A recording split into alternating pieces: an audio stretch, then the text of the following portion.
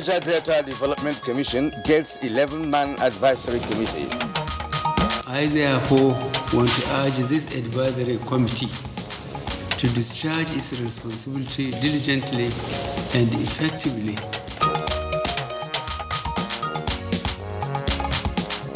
Shelve your demands until we defeat coronavirus. President Buhari appeals to health sector workers.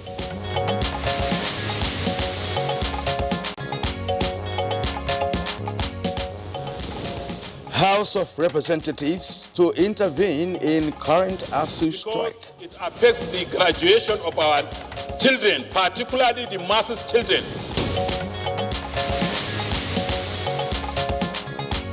And on Good Morning Nigeria today, we take on the second part of our discussion on economic implications of coronavirus, plus a partnership between Nollywood and the Nigerian Army.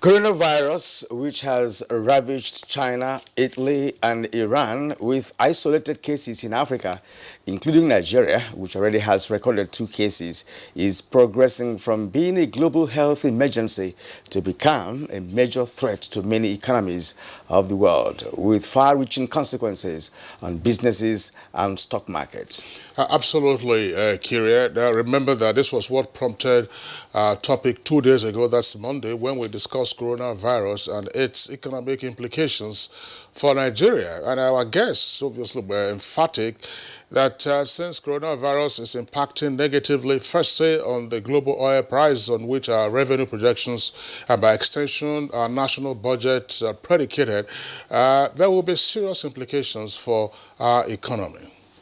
Of course, Kingsley, they noted that the 2020 budget was predicated on the oil benchmark of $57 per barrel. And as it stands currently, the crude oil price is fast going south, with postulations that it might crash below $30 per barrel in the coming days. No question about that, Kyria. We are seeing the price war between Saudi Arabia and Russia. And the grave implication is that revenues for Nigeria might drop sharply, and funding the 2020 federal budget, which some economists had earlier described as being ambitious, might become even more challenging for the government. And little wonder, Kingsley, President Buhari was worried over the impact of the coronavirus disease on the nation's economy, and they swiftly constituted a 5-man committee on the eve of Monday to quickly assess the situation and advise the federal government on the next line of action. Now, the committee is chaired by the Honorable Minister of Finance, Budget and National Planning, and it has a mandate to revisit and revise downwards the crude oil benchmark of $57 per barrel. But by how much will the crude oil benchmark be lowered, and what effects will the ongoing spread of coronavirus have on Nigeria's budget, the stock market, and economic sectors in the weeks and even months ahead? There's no doubt that there will be consequences, Kingsley, if there's any sharp drop in oil price. Okay, well, but as you know, you and I were on set on Monday. It isn't just the oil price that is of concern to us. We are seeing a slowdown. The shipping businesses have been affected, and China and Hong Kong, of course, Hong Kong is part of China, major hubs for shipping. So there's a slowdown. Aviation, there's also a slowdown in the aviation. It's actually in all sectors. But for Nigeria as a nation, that relies solely on oil as a major source of revenue, the impact is going to be devastating if nothing is done. And I'm happy that the president is already doing something, to checkmate whatever will be the consequences. He's already approaching the National Assembly, of course, for a revision of the take-off date of the VAT, which was increased from 5% to 7.5%. Kyria? Yeah, these and more questions will engage our guests on Good Morning Nigeria today, as we have the second part of our conversation on the economic implications of coronavirus in Nigeria. It's good to have you join us again this morning, this beautiful morning here in the Abuja, capital city of Nigeria. My name is Kyrian Umayo. And I'm Kingsley Osadolo. I join my colleague Kyria to also welcome you to the program, reaching you live on the network service of Africa's largest television network, the Nigerian Television Authority. And we also have a second topic, as we had indicated at the beginning, and that second topic has to do with a partnership between Nollywood and the Nigerian Army. What is that partnership all about? Of course, find out later on in our conversation segment, which will, of course, today's program, as always, will include newspaper review, business, and others. In the meantime, let's take Kyria. I was just going to say sports as well. I don't have time. You saw the thrashing of Tottenham last night, and of course, they've been eased out of the European Champions League. In the meantime, Musbah Don Wahab, who is also a keen follower of sports, gives us the highlights of the morning news without the sports, by the way. Musbah. All right, good morning. There won't be sports this morning. Let's talk about news for now, Kingsley. An 11-man advisory committee has been inaugurated by President Muhammadu Buhari for the Niger Delta Development Commission, NDDC. This, the president said, is in furtherance of his administration's new vision for the area, as well as policy thrust aimed at achieving sustainable peace, security, infrastructure, and human capital development. Advisory committee to discharge its responsibility diligently and effectively, working closely with the ministry. Our new assignment requires selfless service to our people in the Niger Delta. I look forward to seeing positive changes in the affairs of the Commission as well as on the ground in the Niger Delta region. Meanwhile, President Muhammadu Buhari has appealed to workers in the nation's health sector to bear with the federal government in their demands as it braces up for the challenges posed by coronavirus to the economy. The president made the appeal when the joint health sector unions, as well as the Assembly of Healthcare Professionals, paid him a courtesy visit. We are here, sir, to say that you help us get those very patriotic sons and daughters of this country, very patriotic health workers, to be recommitted, to be re-energized to manage the health system better for Nigerians. Your case will certainly receive attention, but we must bear in mind the condition the country is now. Coronavirus is affecting what we so much depend on. Petroleum industry and therefore revenue. So please let us be patriotic. Vice President Yemi Osinbajo says no stone would be left unturned in addressing all challenges confronting businesses in the country. The Vice President gave the assurance during a courtesy visit to his office by members of the Kano State Chamber of Commerce seeking government's urgent intervention in the epileptic supply of power in the state. We have about 300 industries in Kano and it's abundant. We need intervention from the federal government. With the energy, it will make our industry to be more competitive. More especially in terms of production, we can produce at affordable price so that we can compete favorably to whatever product that can come inside Nigeria. And to the National Assembly, where the Senate has passed the Companies Allied Matters Act Repeal and Reenactment Bill 2020. The legislators are to also embark on the amendment of Finance Act 2019 as requested by President Buhari. That the administrative effective date for the increase in value-added tax from 5% to 7.5% is the 1st of February 2020. That animal feeds in court are included in the list of basic food items that are exempt from value-added tax. The House of Representatives has expressed concern over the strike by the Academic Staff Union of Universities, ASU, and resolved to intervene and find a lasting solution. What is causing this strike year in, year out? There are 3 outstanding agreements signed by the federal government and not implemented. It's not just abrogating blame to the government, Who are the government? It's me and you.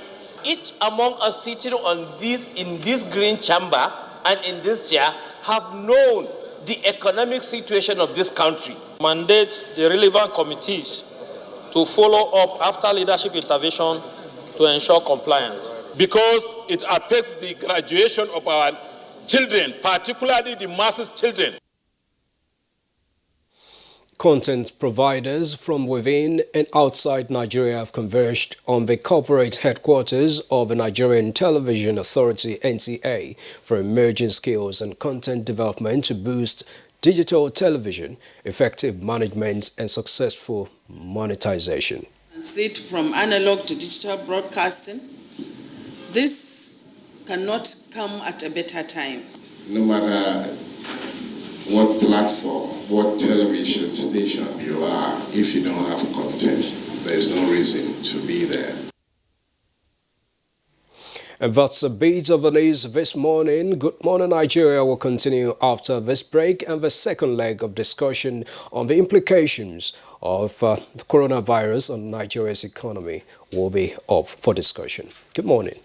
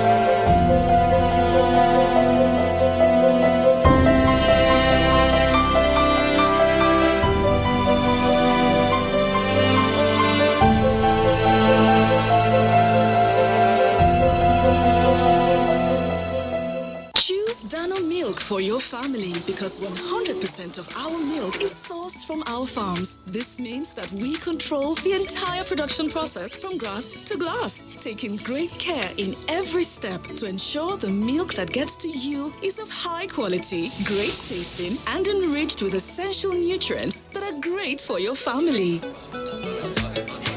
Available in Dano Cool Cow, Dano Full Cream, Dano Slim, and Dano Flavored Milk. Not so fast. Look, I'm tired. I want to check out of this country for greener pastures. Just calm down for a moment. Please sit down. Do you have a job where you're going to? No, but someone is arranging, Listen, Alinko. Checking out of this country without proper planning means one thing. Unimaginable begin. You know, I've been in the diaspora, but legitimately doing great things at home and abroad.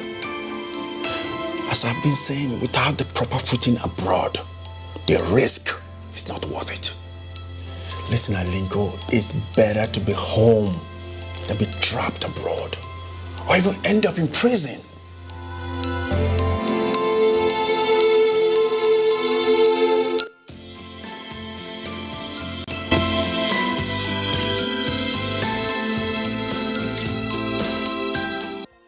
My name's Mr. Muftau Abiodun Balogun.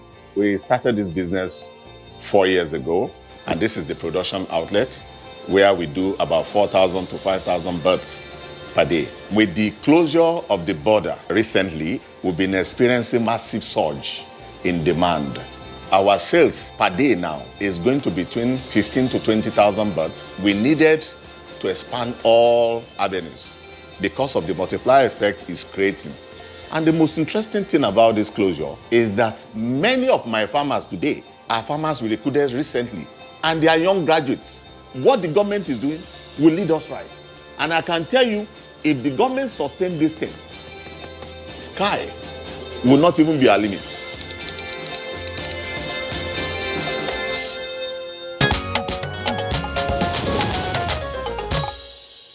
And the program is Good Morning Nigeria. And next is Business News with Abdul Karim Zurmi.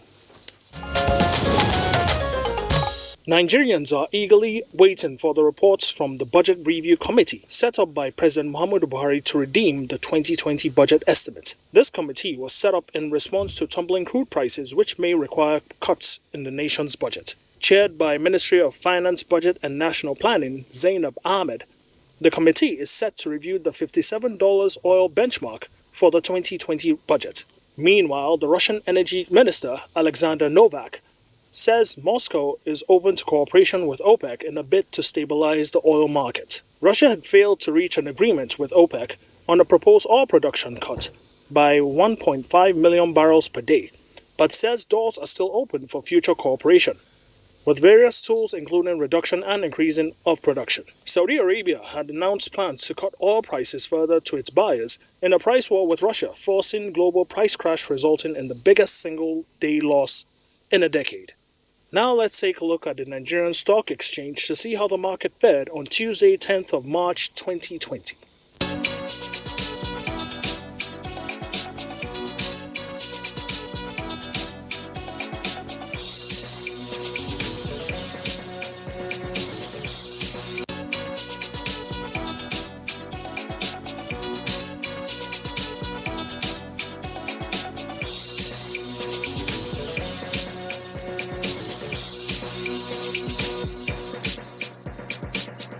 With business news, Abdul Karim Zurmi.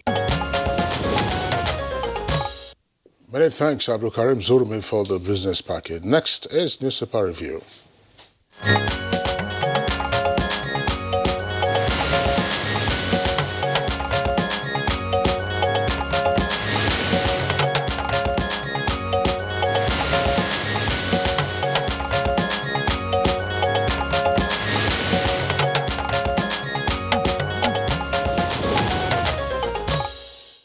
Now we welcome Bayo Atayebi, our newspaper reviewer. Bayo, it's good to have you again today Thank you, on the Peter. show. Good morning.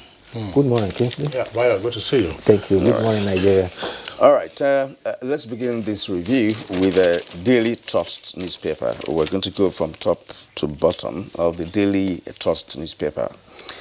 Despite crack, anti-Oshomole NWC members set for neck. It's on page 50. Coronavirus affecting our revenue, says President Buhari. The story is on page 3. Peter Side shuns CBN roundtable over Emir Sanusi's banishment. You read more on that on page 7. Now, the lead story on Daily Trust this morning, it deposed Emir Sanusi held to court to challenge banishment with 4 riders. Sanusi wants Lagos, but moved to local area and then away. Dethroned Sanusi makes case for Emir Bayero. New Kano Emir to receive staff of office today. El Rufai appoints Sanusi vice chair of Kaduna board. All that on page 5 of Daily Trust newspaper. Of course, you can see the photo story. You can see the photo story on the front page of Daily Trust newspaper. That's, of course, showing the new Emir when he arrived to the palace to take office. That happened yesterday.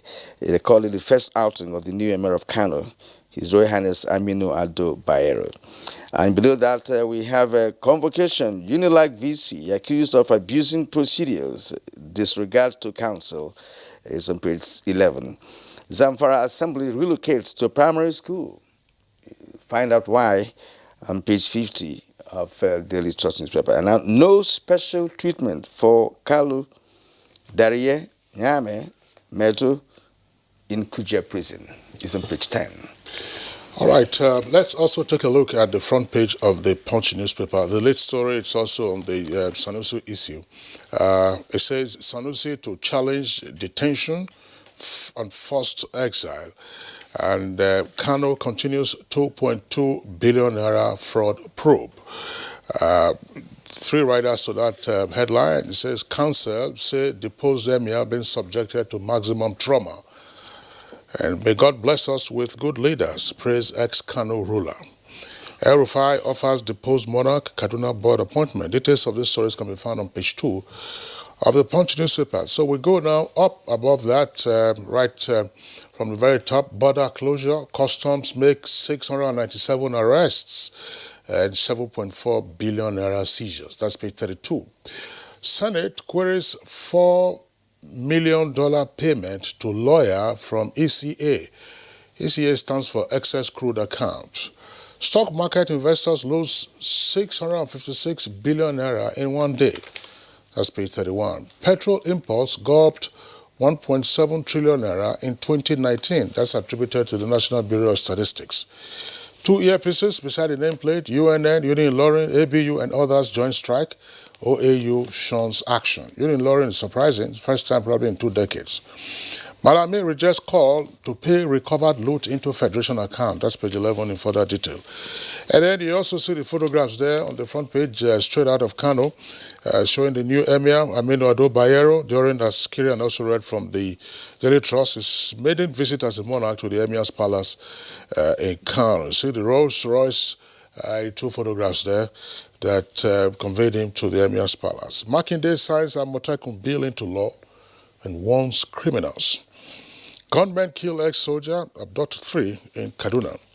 Benue plans to strengthen anti-open grazing law and others. That's page 12.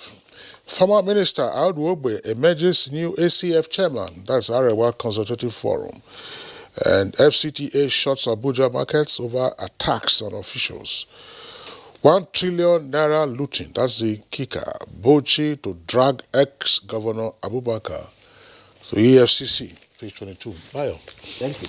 Well, the story of the deposed Emir of Kano dominates all the paper, and he has said that he accepts the dethronement as an act of God, and it will be best for us all. The Emir thanked all the people for the opportunity for him to be Emir since 8th of June 2014. He says, Allah that gives has taken back. He has appealed that all people should cooperate with our family so that the family and the people will all remain well. We pray that the dignity of the home and the family will not be undermined. He thanked the people and says that, well, God's will shall be done. Meanwhile, following the banishment of the Emir from Kano, he was said to have headed for Nasarawa State. The governor of Nasarawa, Abdullahi Sule, had to hold a meeting with first-class traditional rulers, among which were the Emir of Kefi and Lafia. And eventually, it was to take care of his accommodation and his upkeep. Initially, he was said to have been exiled to Opanda, which is in Toto local government area. However, after the meeting by the governor and the first-class traditional rulers, it was later said that he was to be exiled to Loko. There's already another indication that he has left Loko for another location. Meanwhile, there have been reactions about the deposition of the former Emir. Former President Olusegun Obasanjo, in a letter, says that it is sad and it is also good. He says sad because it is undeserving, but it's good because he has paid the price for the path he chose, and it is in the best for the interest of our country and for our humanity. The People's Democratic Party, through Kola Olobodiya, has described it as a political blunder. Meanwhile, a professor of Islamic political theory in the Maitama Yusuf University in Kano has said that Emir Sanusi brought the problems onto himself by openly indulging in politics. Meanwhile, Aminu Ado Bayero, who succeeded him, yesterday has a formal outing. He moved to Nasarawa Palace, where he received homage from all title holders. He also sought the blessing of his mother. Meanwhile, his younger brother, Nasiru Ado Bayero, has been appointed the Emir of Pichi. He steps into the throne that he left to become the Emir of Kano. So there are indications also that possibly today there could be a presentation of staff office to the new Emir of Kano. Yeah, it's a good storyline. The issue surrounding, his removal is something perhaps people like me may not be able to understand. That's kind of politics, and of course, like Obasanjo wrote, his letter has two tones there. He says it's good, then it's also bad, and he made the line. There is a line there where he said that it is the path that the man chose to toe that actually resulted to what happened. So for me, it's a done deal. But what I do understand is the aspect of banishment. I don't know what that is all about. Was the person be banished from? I think it has its roots in the chieftaincy law of the former northern Nigeria. He's not the first to be banned. You recall that in 2014, Emir of Jokolo of Gwandu was also banned. Incidentally, it was to the same Nasarawa state. At that time, I think it was to Obi local government area where he was banned. Later on, a high court in Kebbi annulled his dethronement. Even for Kano itself, during the era of the late Ado Bayero, there was a time during the era of Abubakar Rimi as governor of Kano, there was an attempt at the emir which eventually cost the governor his second time bid in Kano. So there have always been that big challenge for Kano about the position of emirs and what have you. Now, like this story, Zamfara Assembly relocates to a primary school. What happened? Well, that story took me by surprise. I missed it somehow, but apparently there probably is some challenge with the State House of Assembly. I didn't quite follow that one closely. Well, there's a story on University of Lagos which has to do with the convocation. University of Lagos had earlier advertised its convocation ceremonies to take place, but of course there appears to be some power play between the governing council and the management of the school. The VC is accused of abusing procedure, the disregard to council, and so on and so forth. But how I'm just wondering, because it was the NUC that then issued a directive for the suspension of the convocation ceremonies. As I said, these ceremonies had earlier been advertised. One of the points that had been reported in the papers had to do with who should deliver the convocation lecture. One said it was a minister of the Federal Republic. Another said, no, they wanted a former head of state from somewhere in West Africa to, deliver the convocation lecture. But obviously, if you're having a convocation ceremony, all the principal officers are usually present. Chancellor, Pro-Chancellor, which of course will include your governing council, and then members of the Senate, before the degrees are then formally awarded. So the question that arises, because this is strange at the University of Lagos, to be honest with you, why is there this communication gap, as it were? Well, even if there's no communication gap, the issue here is that someone has to take a decision on who presents the major lecture for the day. Someone that, if it's not a collection of the members of the Senate, it could be the VC. Someone has to be the person to choose who will do that. So why should that bring a kind of discord? In such a university with a very reputable university of that caliber. It couldn't possibly be one single individual decide. There's a ceremonials committee. Every university has that, or should have it.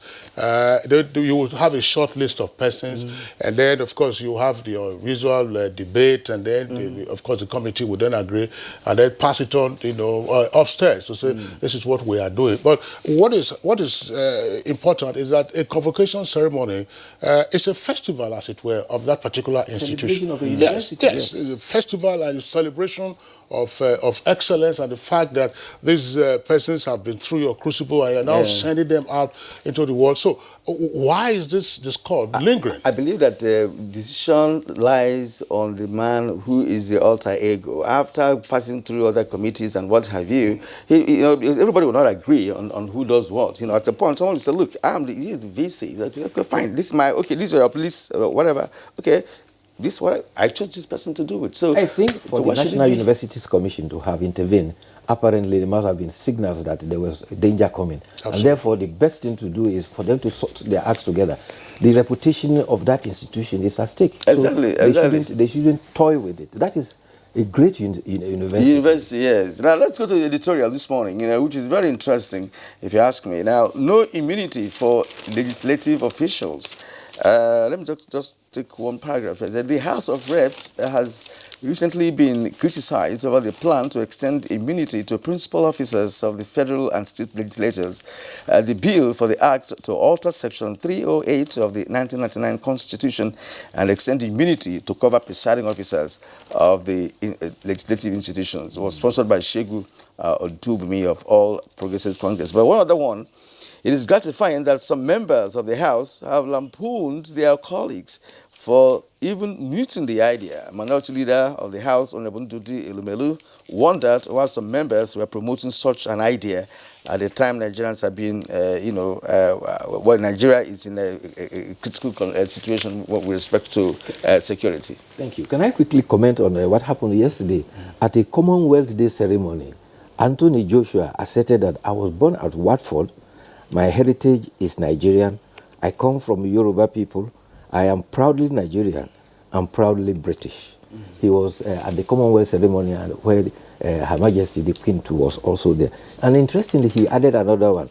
He said, we as a people like what we call pounded yam and egusi soup. This is a food that is commonly eaten among the Nigerian people. Now coming to about the immunity. It keeps talking, that's fine. I mean, it's a good thing that he remains our ambassador, but he has his next title defense in June. So enough of this pounded yam and stuff. Enough of this pounded yam and stuff. His other half, his British counterpart, half of him is Nigerian, half of him is British. Yes. And the fact that he has two parts, the Nigerian part, will help him to overcome. Well, we continue to wish him the very best, you know, but he's identified with Nigeria. Precisely. That's and what he continues to identify yes, he's proud of being Nigerian. Let him get down to business. That's what I'm saying. Go return to the gym, man, you know. Well, about the editorial, there has been concern that even the immunity provided for the president, the vice president, governors and deputy governors gradually elevates them above the law. The Constitution says nobody is above the law.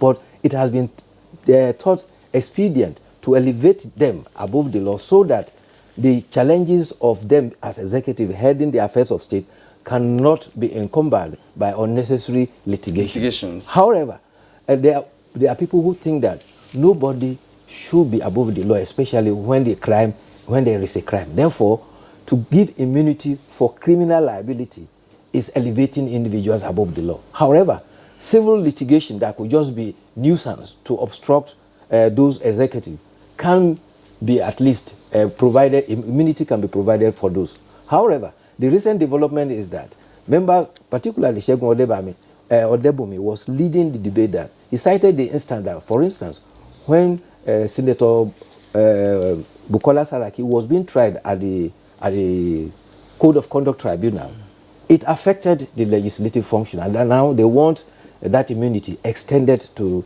presiding officer at the legislature, both Senate and the National Assembly. Let me even speak like an ordinary Nigerian buyer. As I was Nigerian, there is no need for that kind of exercise. There's no point doing that. You know, it's a kind of license for people to, be above the law, like you said, and do things they want. What is all this? Well, see, if your hands are clean, you don't have problem with these kind of immunities and stuff like that. You know, as a member of the National Assembly. And again, can something happen and you change officers? You change officers. So what happens to the immunity when you change officers? Save your breath. The editorial is saying that from a few opinion polls, Nigeria seems to be against extending that immunity. Exactly. There's nothing to do with that kind of. I mean, sometimes we waste precious time, on matters that are really not particularly significant. By our trip, we would like to thank you for being around. Thank you. See you tomorrow. Okay, it's Good Morning Nigeria, reaching you on the network service of the NTA. We're taking a short break now. When we return, we'll be discussing two issues. The first will be the second part of our earlier conversation on the economic implications of coronavirus, and the other, collaboration between Hollywood and the Nigerian Army.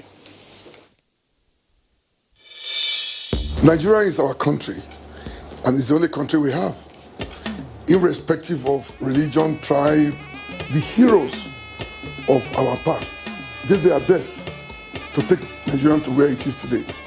It will be unfortunate, I repeat, unfortunate, absolutely, if we don't keep Nigeria intact. We must put our differences behind. We must let everybody know that human beings cannot live together without some differences. But at the end of the day, our country is Nigerian. It must always come first. Get ready for the Unity Challenge reality TV show. Coming soon.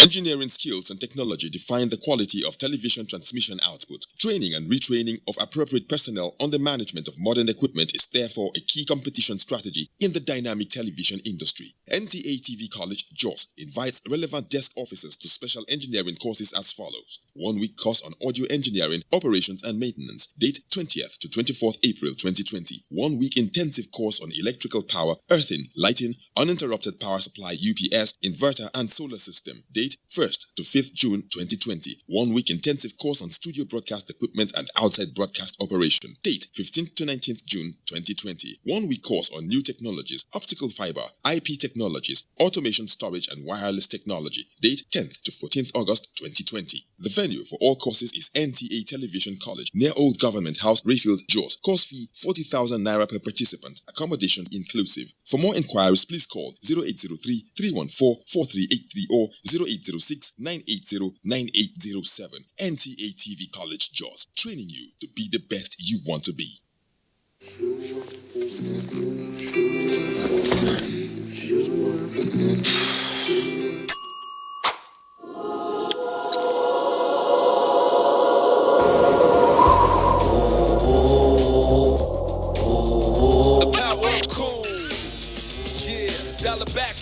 To the old school. Everybody love me when I do what I do, cause when I come through I got the power of cool. The power of cool. We have 30,364 individual, 6,437 household. Boko Haram ya koro mu daga garinmu wanda ake cewa Doron Baga. The government has done a lot of things. Some corporate bodies have also done a lot of things, but there's still a lot to be done.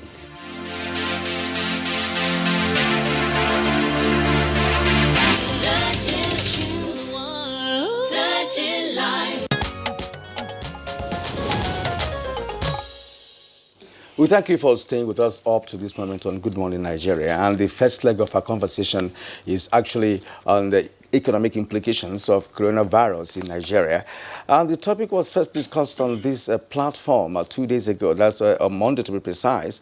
And for today, to set the tone for part 2 of the topic, let's listen to excerpts of the first part of the discussion as put together by correspondent Aisha Ubali. And if we don't take all these measures, we're likely to have in the next few months, a situation where the income from oil and from other oil-related imports, which increases our revenue, will go down, and we will be feeling the effect in not being able to fund our capital budget and being challenged in even recurrence and salary. 58% of the revenue is from Lagos. The rest of the 19 airports can't break even. The 3 international, none of them, all of them together, is less than 18% of the revenue. What it means in effect is that Lagos is subsidizing the 19 airports. So if you push them and they said, look, we're going to withdraw the subsidy because we just can't, then we have closure of the area. Now, which transport is working in Nigeria? The road is death trap. The rail is a challenge. The only one that is Abuja to Kaduna. You've seen what. But unfortunately, $17 billion of that money will be coming from China. From China Exim Bank. And the Minister of Transport reported that the April 2020 commissioning, official opening up of the Lagos-Ibadan railway, Standard Gauge Railway, will not be possible because the Chinese experts cannot resume work. And again, except, of course, we also appreciate that Nigeria is one of the few countries where you produce a barrel of oil for more than $30. In other countries like the Middle East, they are doing it under $10. So the question will be, if oil dips to 45%, what can we be able to do to make certain that our production dips below $10. It is worthwhile for the federal government to consider opening the borders. If it was just because of smuggling, because of weapons and other crime committed through the land border, I think since government has the capacity to even lock the border completely, they may also have the capacity to ensure there is adequate security there to supervise what is coming in and going out through the borders. I think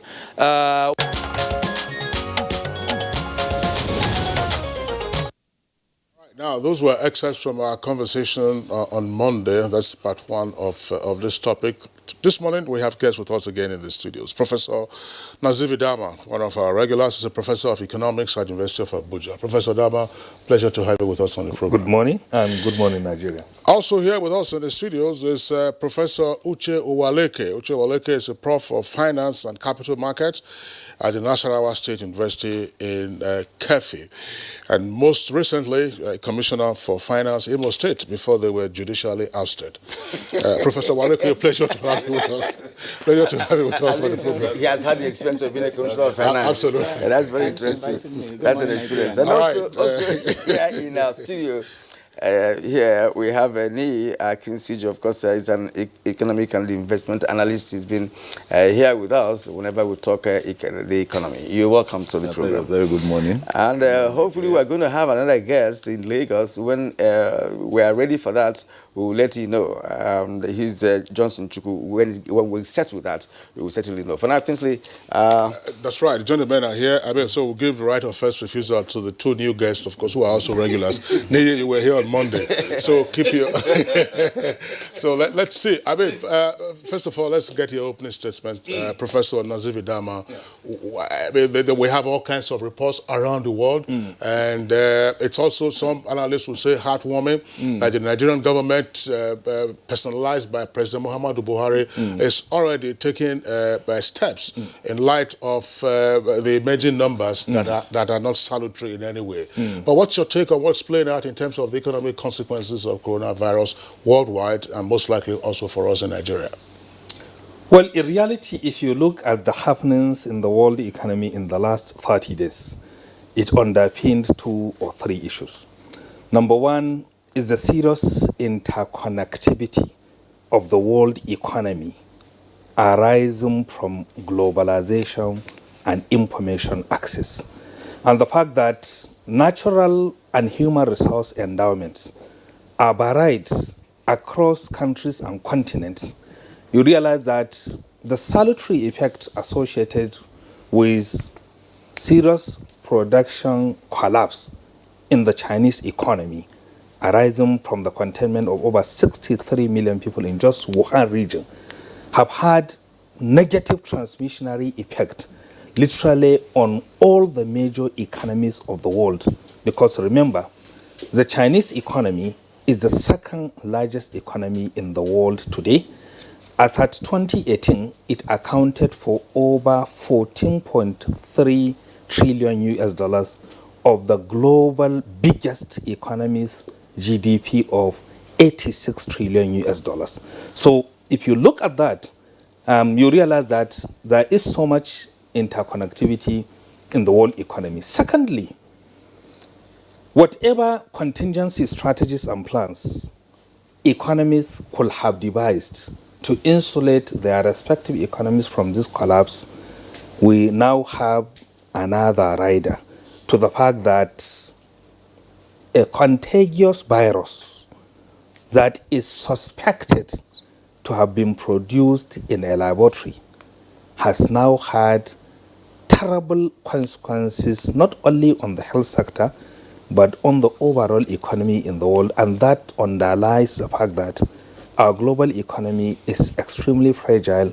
and can be susceptible to external shocks, seemingly simple but very catastrophic. Because if you look at the statistics of the number of deaths associated with other terminal illnesses on a day, it's much, much more higher than the deaths associated with the coronavirus.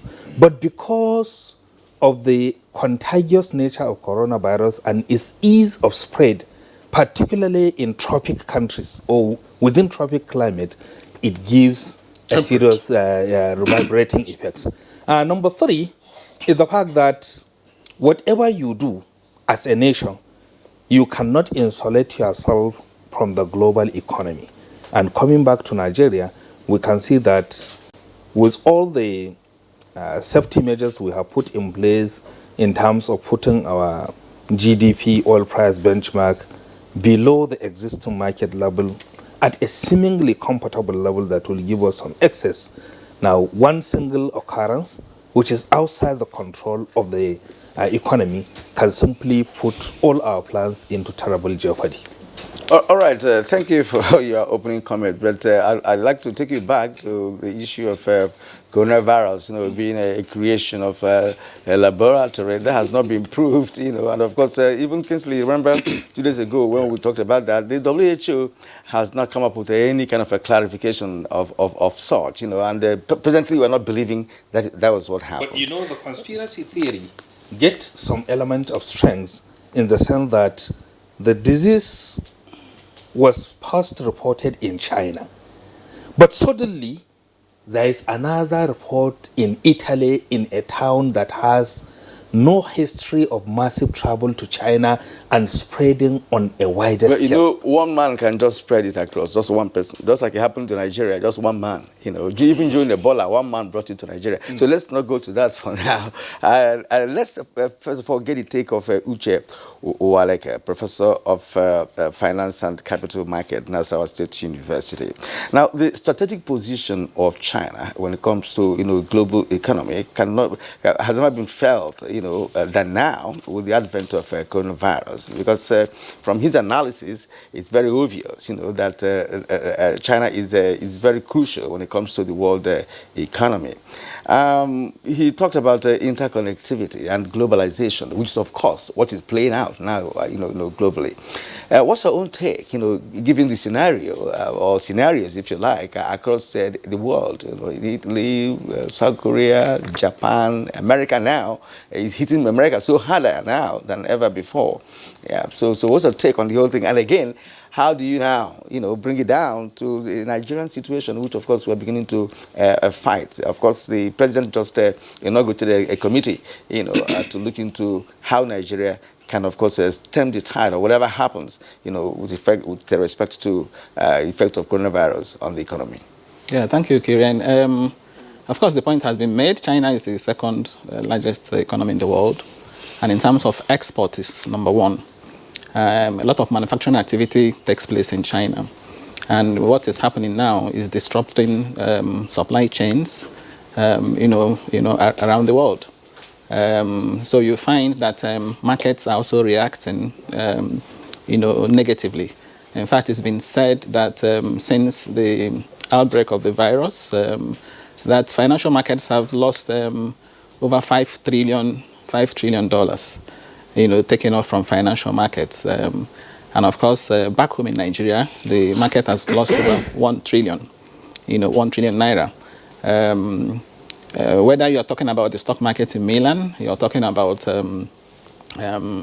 even European stocks like the FTSE, FSTE 100. If you also go to Asia, the Nike 225 is also, plummeting. So if you look at all these stock markets around the world, including France, where the CAC 40 is also a measure of performance. So stock markets are, down. But the one thing I want to quickly point out is that in recent days, we are beginning to see some upswings in market activity.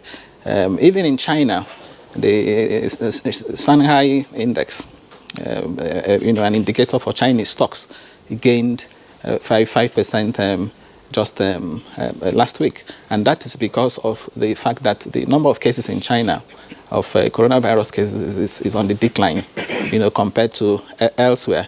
If you also look at the United States, for example, where in February, the Standard & Poor's, as well as the Dow Jones Industrial Average, 2 major indicators, plunged. In recent times, too, we're beginning to see a reversal of performance of Standard & Poor's and Dow Jones Industrial Average. And that's on the back of the response by the U.S. government, to this coronavirus scourge. Recently, the Federal Reserve, cut the Fed fund rate, which is the benchmark interest rate in the U.S., by 50 basis points, to stimulate economic activity on the back of the coronavirus, spread. Now, back home in Nigeria, we have also seen the effect on the Nigerian stock market, no doubt. As I told you earlier, the market has lost year-to-date return is close to negative 10%. That is year-to-date return. The market capitalization, equity capitalization has plummeted considerably to about 12.7 trillion naira now. So the effect is being felt on the market. But I also want to point out this, that if you look at the history of market performances associated with sudden outbreak of illnesses, whether it is Ebola, whether it is dengue fever, whether it is even the coronavirus. This is not the first time the world is witnessing the coronavirus. Maybe I should say it. You can Google it and check. Coronavirus was first reported in 2003, April 2003. Okay, then it was called the SARS. Yes, the severe acute respiratory syndrome, SARS. SARS was caused by coronavirus. And in April 2003, when it first manifested, markets also came down. Okay, shortly after, markets went up. The same thing with even the HIV/AIDS that was first reported in June 1981. We had the same market behavior. Even recently, in 2018, October, there was Ebola. Ebola came, financial markets also overreacted. And what happened shortly after? Markets also picked up. So what I'm trying to say is that this is a fleeting experience we're having. And as long as market participants keep focusing on the longer term, okay, we are not likely going to see any major upheaval, in our financial market. So for me, it is fleeting. Now, on the part of the federal government, of course, the point has been made. The budget was based on $57 per barrel. Look at what was happening. But of course, you also know that part of why oil price is dropping is not just because of the coronavirus. It is more because of the if you like, the battle for supremacy between Russia and Saudi Arabia, the battle for market share. Okay, Russia thinks that because of the increasing share production in the U.S., except prices go down, it will not be profitable for U.S. to continue to do so. So they want to force down price. On the other hand, Saudi Arabia too wants to increase production. To force down price to be able to stimulate demand for her products. So that is what is really causing the drop in oil price. So not only because of the coronavirus. So I'm sure that once Saudi Arabia gets an understanding, a leading OPEC member, with Russia, which is the champion of non-OPEC members, once there is an understanding to cut output, for example, the effect again, it could be minimized. The Minister for Budget talked about revisiting the budget and doing possible adjustments. The major challenge I see there is that 75% of the budget is recurrent, including debt service. So if you are going to cut, it will mean you'll be looking at. It will be difficult to say you're cutting salaries, at this point, especially when minimum, wage agreements, have been reached. Okay, and on the part of capital, if you look at the money we are borrowing, 22.7 billion, he has made a point. 17 billion is coming from China Exim Bank. That's a bilateral loan. The bulk of it is bilateral. So the much we can do is to say, okay, let us make do with the multilateral components of that. That's the World Bank and the African Development Bank. Okay, while we suspend for now or try to prioritize what we want to do with the bilateral ones coming from Japan, coming from Germany, coming from French Development Agency, and then coming from China Exim Bank. Now, I can't finish making my opening without talking about the states, implications for states. It is going to have very huge implications for subnational governments because, of course, the state governments have also made their budgets based on assumptions, assumptions made by the federal government. State governments made assumptions based on $57 per barrel.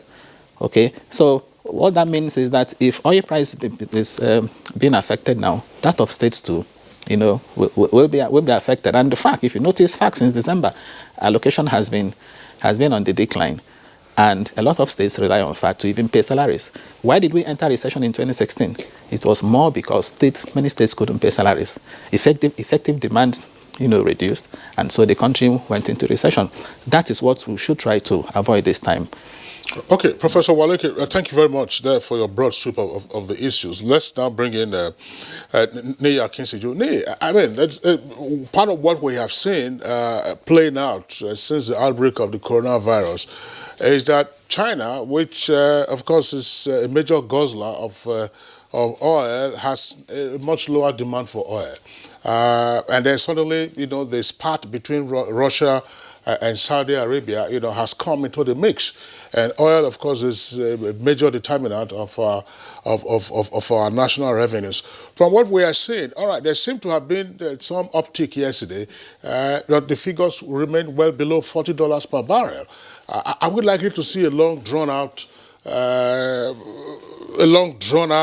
issue with regard to the confrontation between Saudi Arabia and Russia on oil prices, and so what would that really mean for us going forward in terms of our foreign reserves and then the knock-on effect on monetary policy and all that? Yeah, thank you. I think the first set of anxiety, it's petering out, as it were, from my readings of the situation between yesterday and this morning.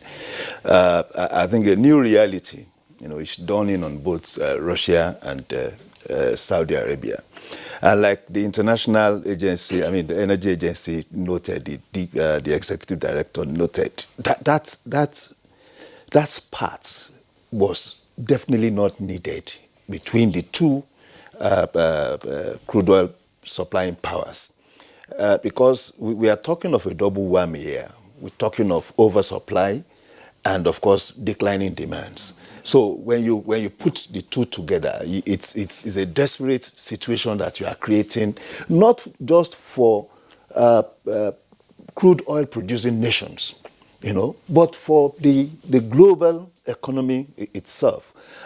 So I also got reports that Russia is now considering a meeting, but looking at between May and June. What will happen between March and May, we don't know. But I think what they are trying to do is to test resolve. Test the resolve of the shale oil producers. Of course, test the resolve of Saudi. Saudi, meanwhile, had come out to say that even at a range of $21 to $25 per barrel, it will survive. One, they have strong inventory, and of course, they not just about inventory. They have reserve they can unleash at any point in time in the market. Russia is banking on a price under $30 per barrel that would injure shale producers because of the cost of production. So the whole dynamics is about fighting for market shares. And in truth, shale producers are taking so much market with the controlled supply, with the OPEC plus. But the reality now is that the crude oil producing nations cannot contemplate anything less than $52 per barrel. So there must be a way of coming together to move up to that threshold, as it were. As of this morning, the price had moved to $38.51, as it were. That shows a movement up. It's showing moderation, but for Nigeria, I think the important thing is to be cool-headed about what our approach should be. Going forward, the review of the budget has been contemplated by the Minister of Finance. I think it should be for adjustment, but for adjustment to either sustain or move up, but definitely not to reduce. Because even now, the U.S. is contemplating a number of fiscal stimulus. We cannot afford to go into another recession. We are just gathering momentum out of the valley, created by the 2016 recession. So what we need at this point in time is to be able to be creative enough. Yes, we are going to have shortages of dollar supply, as it were, but our foreign reserve, as constituted at this point in time, will still fund 8.5 months of merchandise imports. And of course, if you had imported services, perhaps 4 to 5 months, of that too. So to the extent of funding imports, we are still within the safe range. But what is important is to be able to also seek new financing sources, in a way to stabilize the economy, and make sure that demand is always empowered, because that is important. Either consumption demand, factory demand and all that, merchandise demand and all that. It's important we keep our head and look at that. All right, very interesting. Gentlemen, I'm just wondering why, the feud between Russia and Saudi Arabia should affect the global oil market. And why we are so badly hit, if this continues, is the fact that we're just a nation that runs a mono economy. That has been there for many decades. And we wonder, how do we get out of that? Well, that may be a topic for another day. But, the last time the world experienced the economic meltdown, Nigeria appeared to be insulated from that, as the case may be. But I'm not sure we're getting as lucky as we were then, this time around, based on the consequences of coronavirus. That was one thing the Professor Owaleke said, that the market performance associated with a sudden outbreak of disease with global magnitude cannot be predicted, based on perhaps this kind of conversation that we're having. And when President Buhari, inaugurated a committee, his thinking was that we have to nip it in the bud. We have to see how we can now begin to plan and see how whatever heat that is coming will not be as devastating as one would expect. And I want to bring you in here to let us know, if you're a member of that team, what areas will you be contemplating for us to make adjustments? Because one, if they don't have gray areas to address. Now, how can we, be able to have or develop a thick skin, that can enable us to, withstand any shock, that comes from any sector of our development? Kirian, I don't envy any member of that team, because I know they are on an extremely hot seat in view of the situation. Now, what has happened and the fallout associated with the collapse in the global oil market prices, arising from the glut in the market and the fixation between Russia and Saudi Arabia, is a clarion call for us. Remember, before 2019 election, the last Minister of State Finance indicated that the costs of production of a barrel of oil in Nigeria is one of the leading, or is one of the highest among OPEC countries. The average is $9. As of the time Kashiku left, it was around $21. And many people don't know about this. So a devastating crash in the price of oil not only reduce the quantum that will go into our country by the amount of the reduction, but also have consequences because of the high cost of oil production. Now, for a very long period of time, Kirian, we have said this, we are saying this, and will continue to say this. A population of 200 million people relying on a monocultural economy with structural adjustment programs initiated since 1986 on the 25th of September, if I can remember precisely, when the second tier foreign exchange market was initiated and signaling all the reforms. Up till today, the oil sector represents the highest source of forex to us, even though it controls less than 10% of our GDP. Now, if you look at the structure of our economy and what we are likely to go through, and with the preponderance of our expenditure on the recurrent, in the recurrent component relative to the capital, you realize that with the slide in the oil price, it has serious negative consequences on the economy in terms of dampening aggregate demand and aggregate supply. But what is important is for us to have a wake-up from our deep slumber. This is an opportunity for extensive retrospection and complete change of orientation and behavior as far as economic management is concerned. 200 million people is a very big market. Everyone in the world cannot afford to relegate this market. But what will make this market attractive are the specific domestic policies that the economy need to put in place to make it as attractive as possible relative to what we see, how people are trooping into China, how people are trooping into India, how people are trooping into Brazil. They say charity begins at home.